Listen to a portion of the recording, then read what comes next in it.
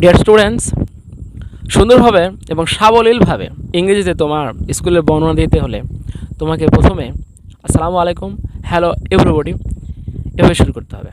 তারপরে বলতে হবে মাই নেম ইজ অথবা আই অ্যাম, বলার পর তোমার নাম।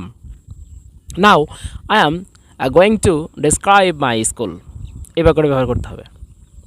তারপর যে এই বাক্যটা ব্যবহার করতে হবে সেটা হচ্ছে মাই স্কুলস নেম ইজ, এটা বলার পর তোমার স্কুলের নাম, অথবা the name of my school is, এটা বলার পর তোমার স্কুলের নাম এখানে ব্যবহার করতে হবে। This school is situated at, বলার পরে তোমার স্কুল কোথায় অবস্থিত সেই জায়গাটার নাম এখানে ব্যবহার করতে হবে।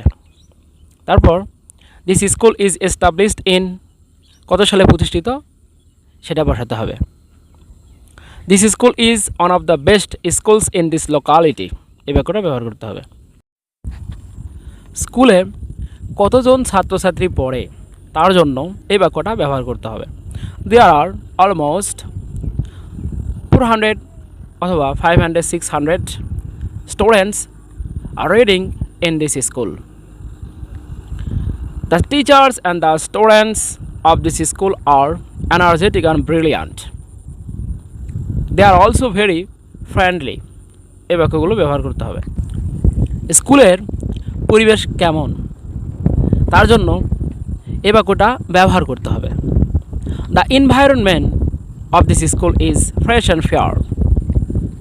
This school is contributing a lot for children's education.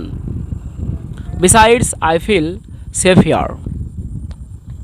I really love my school, এই বাক্যগুলো ব্যবহার করতে হবে, তাহলে খুব সুন্দর শোনাবে। Thanks for watching this video. Bye by.